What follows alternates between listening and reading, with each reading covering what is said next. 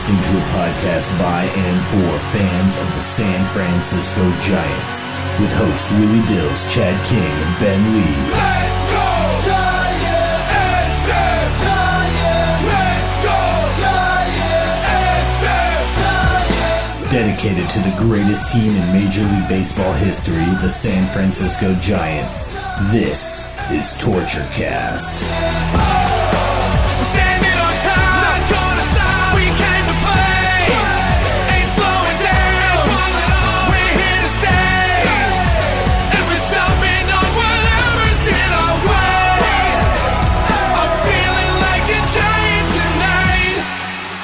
Welcome, everybody, to the Torture Cast, the podcast by and for fans of the San Francisco Giants. Very tired fans of the San Francisco Giants. As you can tell, we haven't done this in a little while, so apologies for the hiatus. It's very nice to be back, and we're excited to jump in on some of the news that we've been hearing about the upcoming and very exciting San Francisco Giants season. With me, of course, is trusty co-host Chad King. Chad? Where's my microphone? I can't find it. I don't know where it is.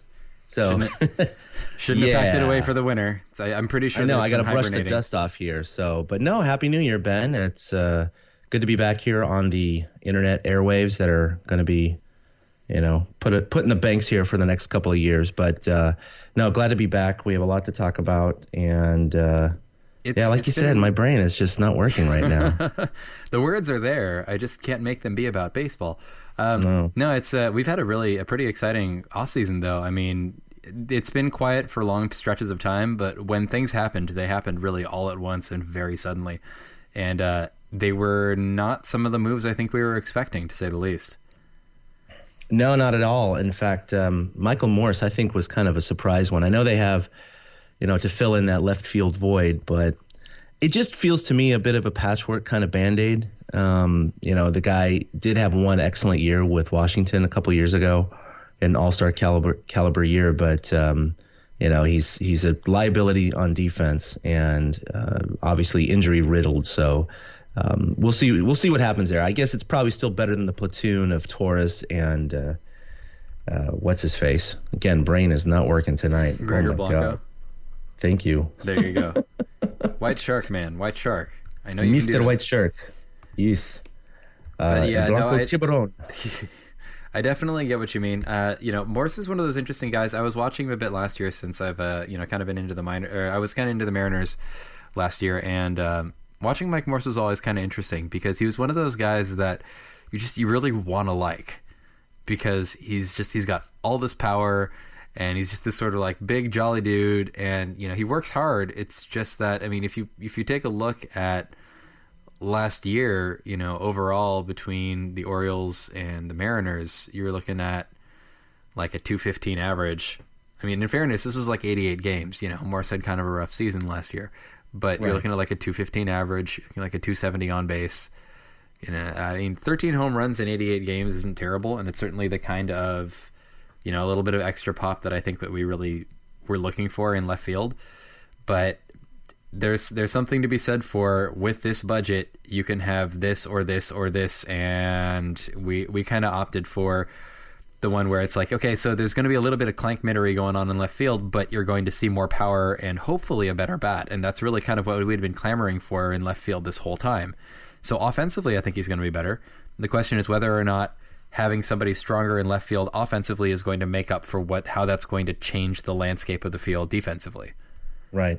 No one, I think, could be more of a liability than Bonds late in his career, and they seem to survive okay with him. No one can be more of an offensive, benefit more than Bonds in his That's career, the problem. So. The difference between his offense and defense was a little bit greater than Morse's difference. So this is true in both directions, though, in fairness. So there is something to be said for that. Yeah, that is true. And by the way, if you want the latest scoop on what Michael Morse is doing, of course, he left Twitter a while ago, but his beard is actually on Twitter. So if you want to know what's going on with him in his life, you can follow @MorseBeard. Just thought that little nugget would be important to our listeners. @MorseBeard. Oh, this should be good. Yep.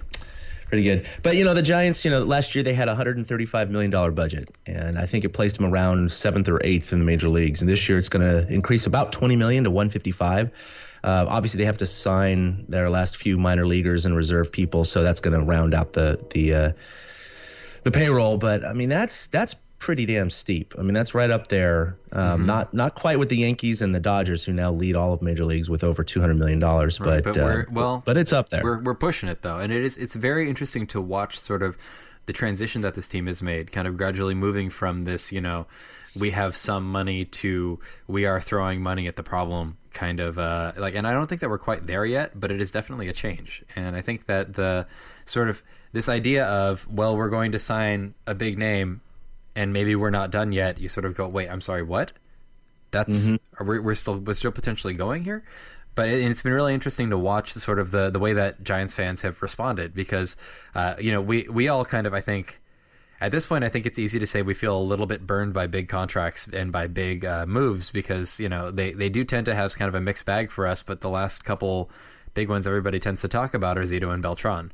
Yes, of course. Sort of like you get a little gun shy after a while. So with that said, with the way in which the big names and the big moves have kind of thrown us off, it was actually really surprising for me to hear about the Tim Hudson move. I actually wasn't anticipating that one at all.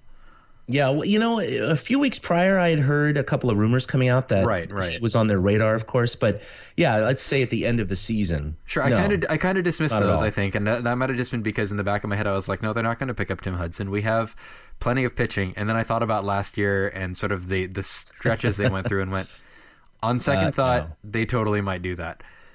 And I mean, it's interesting too, because you've got Ryan Vogelsong, who's sort of the elder statesman of the rotation, given that we're not quite sure what all the slots will be. And then Matt Cain, sort of the de facto elder statesman, because he's had the most time in the majors.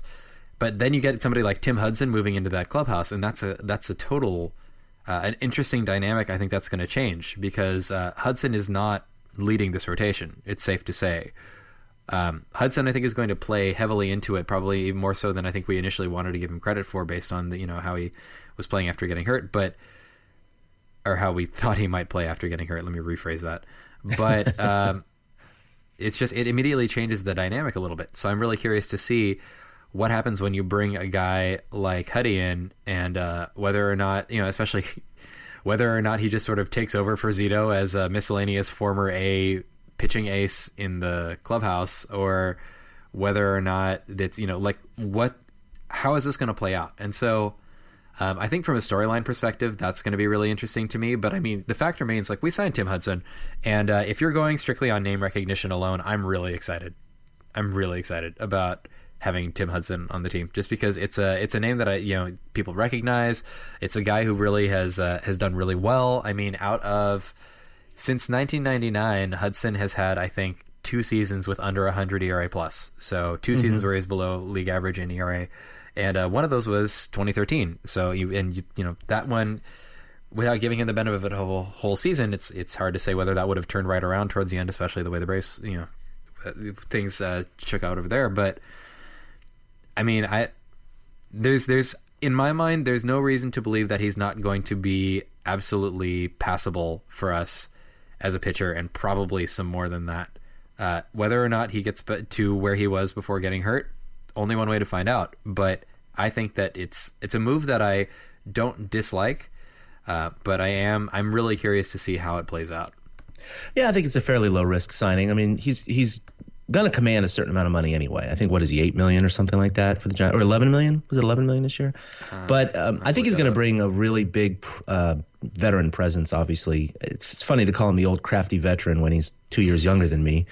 It just kind of turns my innards. But he has a lot of experience, and he's going to be coming to the bench. And he did kind of replace Zito in that capacity, but Zito wasn't always the most vocal guy. So I'm just curious to see how his relationship is going to kind of develop between some of the younger ones, including Lincecum, who, Hudson, I've done a lot of research on him, and he really has had to learn to pitch to his strengths as his physical abilities have declined. And he's gone through that maturation process. And I'm wondering if some of that, even though Lincecum was showing many, many signs of that last year, I'm just wondering if that's going to translate at all into him kind of ushering Lincecum through the gateway to the promised land of, look, you don't have that stuff anymore, son, but this is what you can do with it, and you can be very successful. Right. I hope it has that positive, output there. But plus we get to, add another nickname to the team. We get to call, say Huddy now on the podcast. So I think it's pretty cool. This is very true. I'm excited about that. Always. But I think the starting five is no doubt going to be better than last year, aside from major injury. Again, of course, you always have to throw that caveat into there. But just going to knock on wood. Sorry if this screws up. I know. The podcast Okay. sounds. All right. Anyway. I got wood too. But we got Vogie, who, of course, has been solid before last year with his injury, and maybe the additional pitching from the WBC did affect him. I think Vogelsong is as close to, well, I won't say that he's as close to a question mark as we have, because we're really not sure what's going on with about half the pitchers. Well, Hudson, he hasn't even thrown off the mound since his injury. And so that's a huge question mark. His arm wasn't injured, but the lack of conditioning could translate into at least a delayed start, maybe, in conditioning and performance. Totally not. Could have nothing to do with it. We just don't know yet. Somebody who knows how to use his stuff may have a different impact coming back. Or, there's so many things at play that we always say this every year, but there's so many things at play. We're going to have to see how a lot of it shakes out when we start seeing these guys move. And I think that the ones to watch for starters, Hudson and Lincecum are really going to be the first topics, but I think Vogelsong and Kane are going to be bringing up the rear once we're not immediately worried that Hudson is going to break himself in half by pitching. I think that your immediate concerns are going to be guy who was wildly inconsistent last year and guy who was injured for end of last year. And I think that once you start getting through those hoops and you feel pretty, at least confident that those guys are, well, at least when you kind of see where they are. I guess I don't know that I feel entirely confident about Tim Lincecum yet, but I do feel good about what he showed at the end of last season. But then I think the questions turn to Vogelsong and Kane, and you start saying, okay, so Matt Cain had some weird moments last year, but for the most part was very good. Ryan Vogelsong, he started off the year off obviously points. Horribly, but Vogelsong had some off points for sure. But is that is this the start of the trend, or is this just kind of the off thing? And so I think my big long-term questions are Vogelsong and King. My big short-term questions are Hudson and seeing kind of where Lincecum is at. Mm-hmm. Lincecum is probably going to be the longest-term question I have all season, unless he really shows something in the first 2 months. So I mean, he's at that point now where people are going to be doubting him until he shows he's become something else. So speaking of which, I believe this is episode 55, which is the Tim Lincecum podcast. Is that right? Oh, thanks. We should have said that. Yeah. Yeah, it is episode 55, the Tim Lincecum episode. So. Wait, what better moment was there to say that than while we're talking about whether or not we're sure in his abilities? We still love you, Jimmy. That's why you get an episode number. Honest.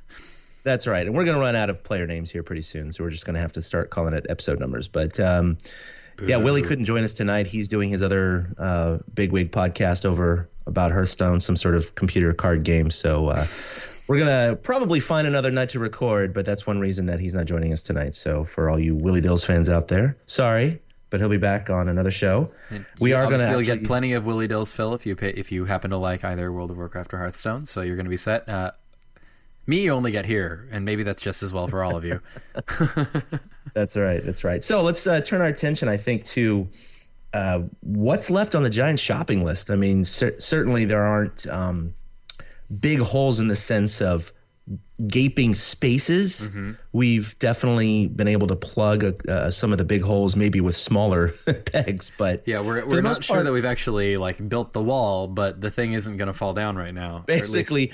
We've built the dike, we've plugged the holes, but the water hasn't come up yet, so we can't really see how it's test anything. I mean, I think it's safe to say that we've so much of the lineup that we had last year felt like it was the right lineup, and there was some underperforming, and yet there was also some right where we kind of expected it performing, and certainly the last the beginning and end bookends as far as the months went really told us that there is something in this team. But it's a question of how to, is it all going to work? What do we need to do to shore it up? And I think that's really what a lot of the front office was looking at. It wasn't so much a blow the team up situation, and I don't think too many Giants fans really thought that, except in moments of desperation and panic. I had a few of those. But I think that a lot of people really just kind of looked at it and said, this team, something isn't working here, but what is it? And I don't think anybody looked at it and said, wholesale, everything is wrong here. But at the same time, obviously something was wrong here. And so, I mean, if the answers were Michael Morse and Tim Hudson, then okay. I don't know that I'm convinced, but I also don't feel bad about this lineup. And so, I mean, it's hard to look at what we have on paper right now and say, I see a gaping hole here. I think we really need to improve this, unless we're talking about the bench. And even then. Yeah. Well, right now they have their starting infield and outfield, and their 5-man rotation is set on paper, Right. Depending on how Hudson and Vogelsong come through the spring here. So at this point, they pretty much need a few reserves and some bullpen spots. And that's going to kind of round out what they need going into spring training. And of course, spring training always brings up, who's performing, who gets injured, and then, big gaping holes reveal themselves once again or are newly created. But as of right now on paper, the Giants are 95% set with their roster. Most of the positions are set. And so, it always bugged me a little bit because they always invite, the 40, 45 guys to spring training. And in years like this where all of the positions are set, and on paper, there's only maybe 3 or 4 roster spots that are going to be vied for. You've got guys that are fighting for bench at this point for the most part, or who are trying to get but you got like 20 guys fighting for these bench spots. And I think a lot of them just have to put themselves in. I think it's safe to say, though, a lot of people who get called up in this situation are going to be like marginally fringe, 40-man guys. I mean, I think you're probably going to see, I don't know whether or not it'll be a competition, but I think you're going to see Noonan facing, some other... Like, you're going to have obviously some of the guys who are coming back, Noonan and Abreu. You're going to have guys like Johnny Manel. We're probably going to be seeing again this year. Angel Villalona might get a look, I think, is a possibility. No, Johnny Manel's traded. Oh, wait, that's right. Thank you. To the Orioles. Good job, Brain. That's right. He is. Well, that's okay. we just talked about this. Skipping cylinders already tonight. I've been leaving my brain on the shelf for like 3 months. Obviously, it's been collecting a little bit of dust. Yeah, we're dusting it off, getting that Rolodex out. I'm decimal wondering system back in place. If he hadn't gotten hurt, I think we might have seen just maybe a little bit of Hunter Strickland, at least in some of the discussions of minor league camps and articles. We still might, since he's recovering from being injured. Sure. I definitely think we're going to see some of Angel Villalona. I definitely think we're going to see some of Roger Kieschnick. I don't know whether or not Kieschnick's going to stick with the big club, but that's going to be interesting. I don't know whether we'll see Gary Brown or not, because he seems to have fallen out of favor with, if not the organization, certainly the fan base a little bit. But he's still a name people recognize, and there's still the possibility that now, as he's been playing a little bit in AA, AAA, that we may end up seeing him this year. A-Ray Andrianza, I think, has a very good chance of showing up in this minor league camp, or major league camp for spring training. Excuse me. I see Adrianza after the sort of the end of the season that he had. A few spectacular moments, a few big plays. I definitely think there's a big chance that he shows up and gets a little bit of time on the field, especially early on in training. So I'd love to see what he does with that, because he was fun to watch at times last year for sure. It's worth pointing out too, we've actually got at least a couple of spring training invitees, which are starting to get mentioned and talked about now. And since we were just talking about bullpen, Cameron Lowe, formerly frequently of the Brewers at one point, now also Mariners, Cubs, and Braves in 2013. J.C. Gutierrez, formerly known as Juan Gutierrez, spent a little time with the Angels and the Royals last year. Yes, of course. And then Sandy Rosario is back as well. We got Rosario back, and also Dan Rensler. That's right. It's going to be their chance to see if they can make their way back to the big club. I definitely am not opposed just by name recognition. Especially, I remember seeing some good times from Gutierrez in the past. Unfortunately, well, I want to say good times, but a lot of times they were against us, so it's hard to say. But whether or not he's anywhere near where he used to be, I think I'd like to see what Gutierrez does. I used to always hear about Cameron Lowe, but the fact that he had a 7.09 ERA last year in 26 and 2/3 innings, I'm gonna regard that signing with a little bit of wariness until I see exactly what's going on there. But it's nice to hear that Rosario is potentially back. He certainly, he went 41 and 2/3 innings last year. I mean, we spent a lot of time on Rosario that I'm not entirely certain I still feel great about, but I'm more than willing to give him another shot at it. And Dan Rensler is Dan Rensler. I think at this point we're starting to feel like we know a little bit of what we get with him, but that still means if we're not going to be forcing him onto the 40-man roster, I'm all right with seeing what he's got this year in spring training. I just don't want to see the Giants overcommit to Dan Rensler as quickly as they have in the last, And they have in the past, exactly. It is, to say the least. So Rensler's kind of I don't know. It's one of those names that comes up and you remember being really excited about him when he came up, and then you look back at it and you go, well, I don't actually know if I feel quite so safe with this one right now. And he'll have every chance to show off in spring training if that goes that way, but I'm just not. I'm more excited about some of the other names. Sorry, Dan. I'm interested in seeing Kyle Crick. I know he's not going to make the team, but as far as making an appearance in spring training, absolutely. And it is just spring training, but the one knock he's always had is his control. I mean, he has an excellent ERA and batting average against, but he walks about 4 or 5 batters per 9 in the minors so far. So that's one. At the same time, he was devastating with San Jose.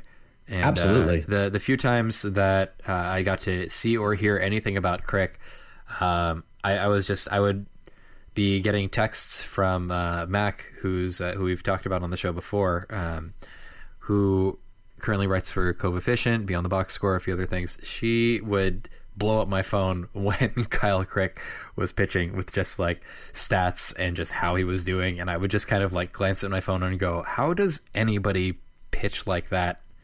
Then I'd remember that they were in San Jose, and I'd say that's how. But the fact remains, like, I mean, that's he was really showing off a little bit in San Jose.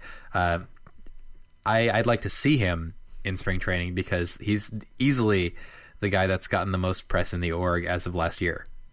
I would say in the pitching prospects area, I would say he and Clayton Blackburn are really getting a lot of talk. So I really would like to see both of those guys. And if Strickland is healthy enough, I'd like to see Hunter Strickland, but I really expect we're probably going to see Clayton Blackburn and Kyle Crick in spring training. So that's going to be fun. Absolutely. And then we also have Brett Bochy too. So that'll be fun. Is he back? That'll he's a non-roster invitee. Excellent. Yes, that'll be interesting.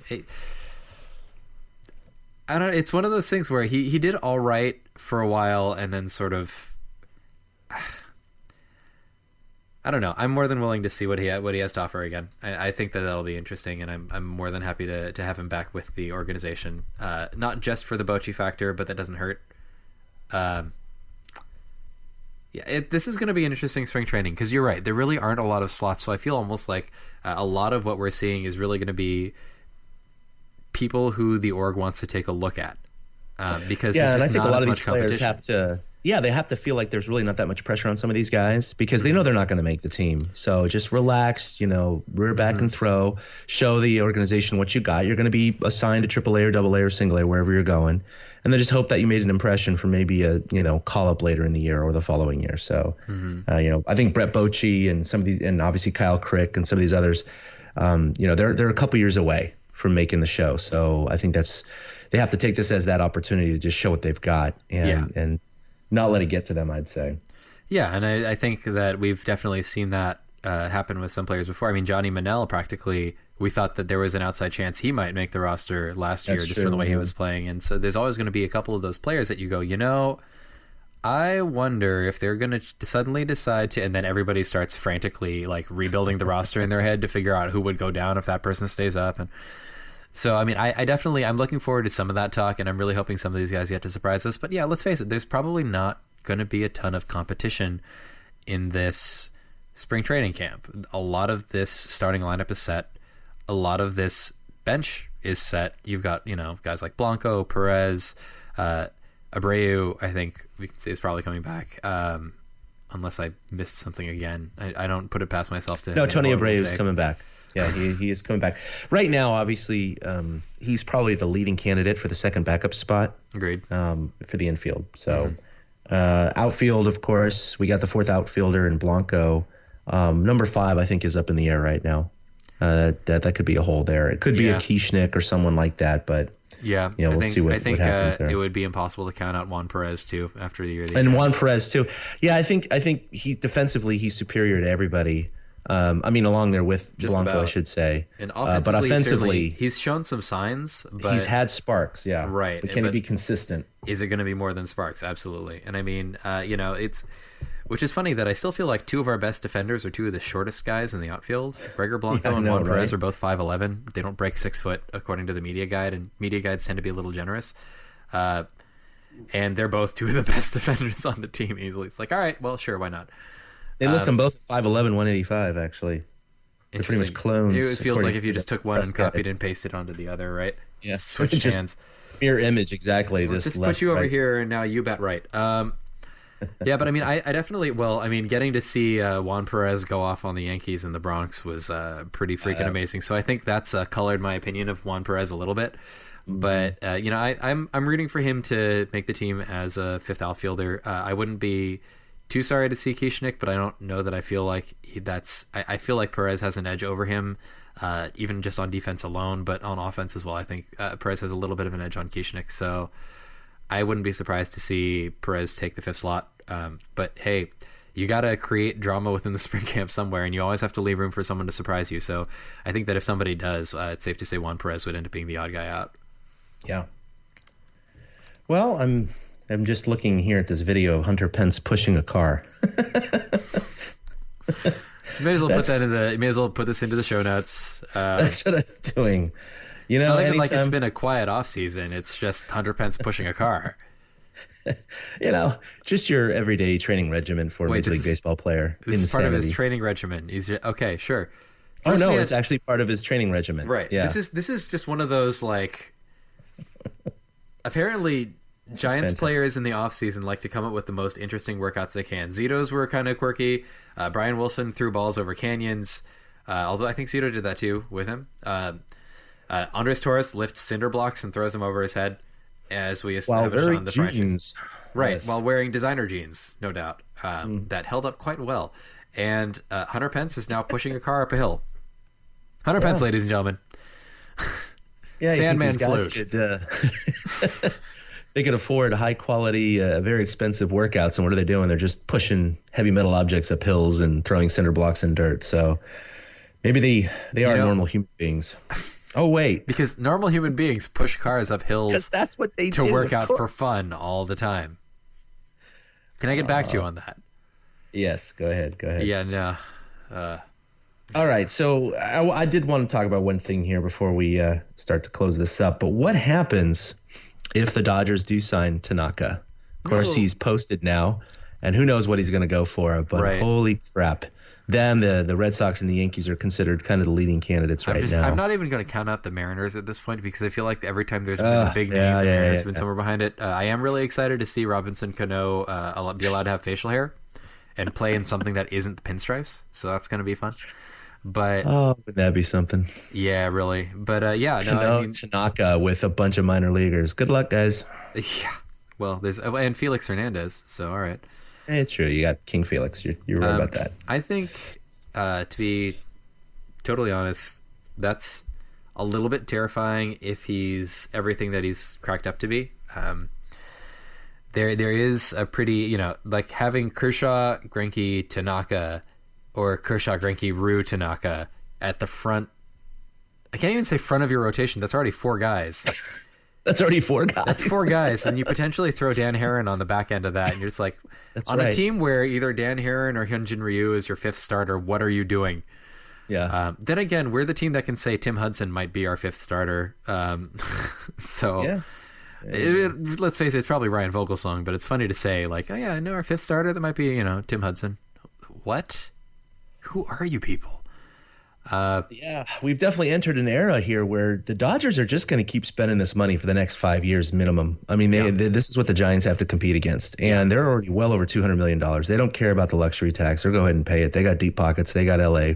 Sure, whatever. But I don't think we're going to see. I don't think we're going to see the Dodgers have. The Dodgers are going to kind of pull that Yankees thing where even when they start imploding, they're just going to reach out and go for a bunch of bigger names that are going to sort of come in and shore up things enough where it's not a complete disaster. I think it's going to be a while before we see the Dodgers really not be in some form of contention for something. I don't know whether or not they're going to make the playoffs every year. I certainly hope they don't, because that leaves more room for us. I think you're right. I think it'll be like the Yankees. I mean, the Yankees, you kind of always expect them to win the East, but they're not going to always win the East. Right. Because there's so many variables that do occur with injuries and just especially random things. The NL West hasn't quite turned into the arms race that the AL East is. No. But sort of the level of play in the AL East is sort of dictated by the fact that you've got a couple of clubs that are really big and can make big moves, and then you've got a couple other clubs that are either trying to keep up or that would be champions in any other division because of the way they're managed and the way they handle personnel. So it's going to be I don't know if I see the AL West going that route, because I don't think that clubs like the Rockies are really going to get into a position where they start behaving like the Toronto Blue Jays or the Baltimore Orioles. But at the same time, this could be the start of something that really pushes in a big way more than just the Giants and sometimes the Diamondbacks to really start taking off in the NL West. I'd like to see the NL West be one of the best divisions in baseball again, but it may just be sort of this odd Dodgers, Giants, and occasionally another team, like 2.5 horse race for a couple of years. Yeah, I do think that the NL West is going to produce a lot of wild cards over the next 5 years. That's my prediction. Not that the NL Central and the NL East suck, but I do think that more often than not over the next 5 years, I'd say 3 times out of the 5, I'm going to guess that the wild card, one of the wild cards spots comes out of the West. Because it's great getting that one game. Jeez. Yeah, let's have that one game playoff. 162 games to play one. It's the worst. I can't even imagine. Like, the worst is just being the team that gets the one game playoff away. So, right. Like, yeah, we got one shot at, and it's not at home, and this is going to be awkward. At least with every other series, you're guaranteed a home game, and you're just like, ooh. Yeah. But I mean, they were exciting last year. Don't get me wrong, but no, that was the whole point, Right. So very true.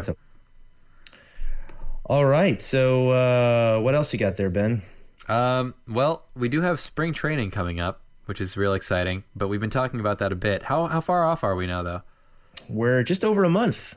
Pitchers and catchers are reporting here in mid-February. I think they have their physicals on the 17th or 18th, and I believe workouts start on the 19th. So basically you're saying not soon enough. Not soon enough. That is correct. Not soon enough. Okay. I am planning on writing about this on the side at some point, but I'm actually going to try something pretty daring this year either daring or it's just going to involve a lot of coffee for me. I'm getting a couple of the half-liners from the EFIS League, which are really awesome scorebooks that are, I think, are really well designed. They're just on the minimalist side, but they're at the same time they offer a little more room than the sort of this tiny little, not even 8.5 by 11 book that I've been using. Yeah, I've seen those online. I haven't seen them kind of physically in front of me and how they work. No, they're real nice. I haven't actually seen them physically either, but the design is great, and the EFIS League stuff that I do have is really, like, just the attention that went into it is really great. So I'm actually going to get 2 half-liners. Each one is enough room for about 81 games, and I'm going to try to score the entire Giants season. Well, good luck with that, Mr. Fradley. Yeah, I know. I'm saying it here on the podcast in the name of accountability because somebody has to make sure I keep actually trying to do it. Yeah. Because I'm going to be exhausted just apply to the fan cave. Just apply to the fan cave, then you might be able to do it. Yeah, because clearly I'm not going to be able to work and also score a 3 to 4 hour game every night, right? Exactly. I mean, I have to spend my days off catching up. Right. Yeah, so any of my friends who listen to this podcast, if I don't actually try to hang out with you all of next season, it is definitely not because I don't like you. Well, it might, but I won't tell you that. I'm just going to assume that it's, scorecards. If you want to come over to my house and watch baseball games while I score them, totally awesome. Let's hang out. Do you think you could keep up with the 30-minute recaps on MLB.com? I'm pretty sure that I could. I'm pretty sure that I'm going to be very liberal in my use of the fast forward button at some point. Yeah, I would say so. But it's, I want to at least like see the results of the plays, but there's no easy way to do that. The condensed games on MLB.TV still will skip a lot of stuff, so you can't really. It's not really going to work the same. So there's I'm going to have to watch through every game to some extent, and so it's going to be interesting to see what kind of system I come up with to make this work for myself. But I'm hoping I'm going to be a really good scorer and just I just wanted to change sort of not the way that I consume baseball, but the way that I can watch and analyze it. And this seems like a nice way to really every time that I've tried to score a game, I've had a really good experience about it. And it's something I really recommend for people who are trying to learn more about baseball. I've encouraged a lot of my friends to kind of try and start, if not scoring, at least watching me score and asking questions. And it's one of those things that I think is going to teach me a lot about the game. So I'm really excited for it, and I'm also slightly terrified of what it's going to do to my life. So it's going to be really shocking interesting to me is, when I was a kid, going to my first games when I was think I went to my first game when I was 5 or 6. I can't remember, but it was at Candlestick. I went to a lot of A's games as well. But my dad sat me down and definitely showed me how to score, and that's where I learned, even before I was, or just as I was cracking into the little leagues, at 7 and 8 years old. And what astounds me today is that, of course, I've known how to score baseball here for about 30 years. The teams that I've played on up and through last year in the amateur league, more than half the team, because we have to sometimes pass the book around for scorekeeping purposes. I'm always astounded how many of the guys have no idea how to keep score. And I'm not talking about, is it a backwards K or a forwards K? I mean, they don't know what the hell to do. And goes down to even to the point of they don't even know how to calculate statistics at the end. They get pissed because the statistics are wrong because their on-base percentage didn't go up. Well, right, you didn't get on base last week, you moron. And they go, no, I was over 3, but I got on one time because of an error. It's like and you just that doesn't count. Kind of do the old right. You're 32 years old and you still don't know how to do this, and you've been playing ball your entire life. I was going to say, which is okay, except that you've been playing ball, so it's like it's fine if you don't know, if you're a casual fan. If you've been playing the game most of your adult life and you still don't know how to keep score or calculate stats, basic stats, I should say. Yeah, you got some growing up to do. But I did want to mention to Giants fans out there, not trying to promote for the PR department, but FanFest is February 1st at AT&T. It's a little bit earlier than I expected this year. It's typically February 1st, wow. Yeah, it's typically the kind of the second Sunday in February. At least the last few years it's been that. But it's coming up quick. They're doing the first Sunday this year, so it's going to be the day Saturday, February 1st. It's going to be the day before the Super Bowl. Which last year and years past, it's been the Saturday after the Super Bowl. Right. The day before that, we assume is Media Day. So the three of us are going to try and attend so we can pick up some great interviews like we did last year. Of course, Willie and I were novices at it. We really didn't know what to expect, and we're completely blown away with the access that we were given to the players. We had some great video interviews with Lincecum and Posey and Bochy and Vogelsong and Romo and all these guys, and they're still up there. Be able to make it this time. Yeah, that would be great if you could. They're still up on TortureCast from last year, but I'm planning on bringing my video camera again to look awkwardly into their eyes as they stare at my chest, where I have the video camera pointed at their nostrils. But it all worked out last year, and actually there were a lot of very interesting nostrils. So.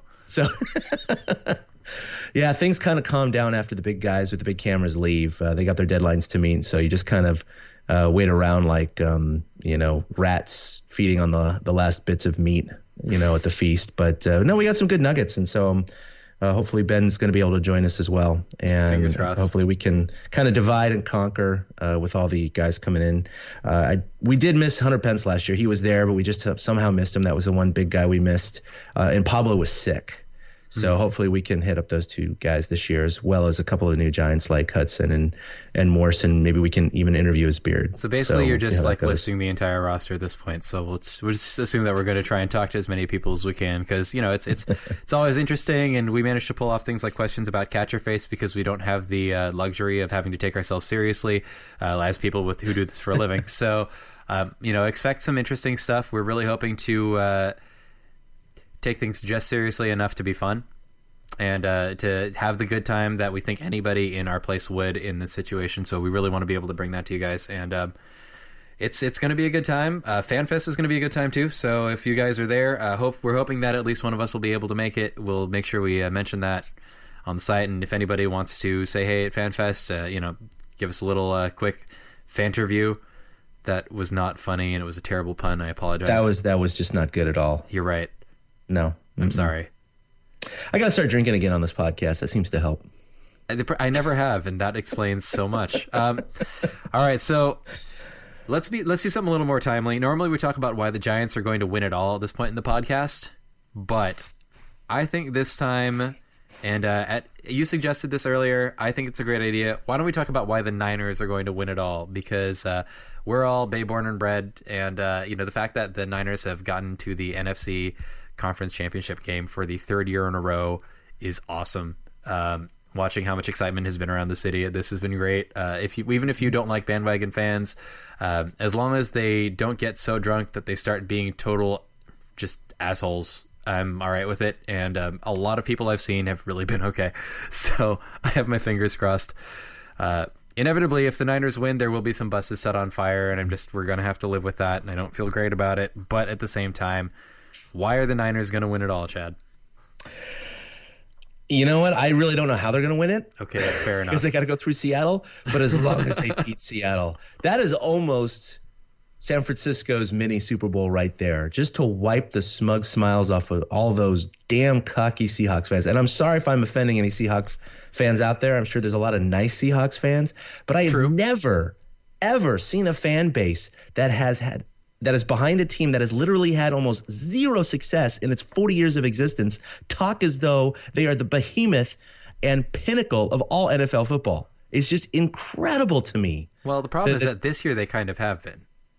No, regular season, no doubt. I'm not saying that they're not a great team. They are a fantastic team. In a lot of ways, them and the Niners are very, very similar in the terms of the mobile quarterback and the good O-line and the amazing defense. I would just swap their safeties or their secondary and their linebacking core. Those are probably, opposites there.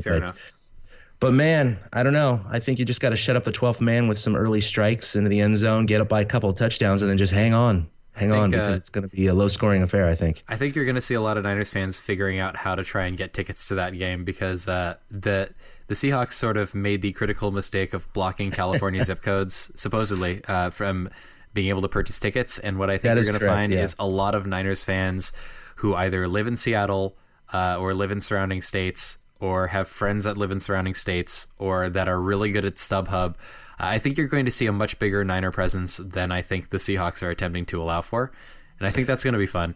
But as far as why I think we're going to win it all, there's not a lot you can do to stop Marshawn Lynch, to be honest. But we've actually, for the most part, done a really nice job. Well, ouch. We've done a really nice job stopping a lot of run game lately. And especially, against Carolina, where you've got a mobile quarterback and you've got both Williams and Tolbert, who are pretty solid, we managed to keep them from crossing into the end zone at a distance of like 2 yards, 1 yard, a couple of times.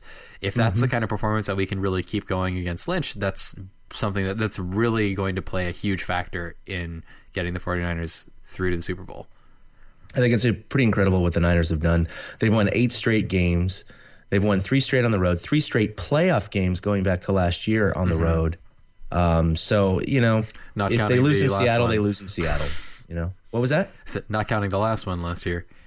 Well, if you consider that road, that is true. That is true. But this team is playing at its peak right now, and this is the roster. This is the personnel that they needed for this game. And I think it's just very poetic that it's going through Seattle because in some ways I think a lot of Niner fans were thinking, well, yeah, on paper I would rather have New Orleans at home to give us a better chance at winning. And to have a game but at if home. You're going to go to the Super Bowl, you want to go through Seattle. You want to feel like you earned it. And if you're going to feel like you earned it, it's going to be because we went against Seattle at home again. So, may the better team win and may the better team preferably be the Niners. But, I have a lot of friends who are Seahawks fans, and I generally like all of them. And, most of the Seahawks fans that I've met, as long as I don't read their Facebooks, I generally really like them. So if it comes down to it, I'm happy to root for the AFC in the Super Bowl, but I'd prefer that the Niners get there. So I'm really looking forward to this game, though. This is going to be a good one, and it's a nice way to keep us entertained until things get going again on the baseball side in about a month. That's right. And I think for a future podcast or article, I definitely want to revisit kind of our collective memories of Candlestick Park, particularly when the Giants played there.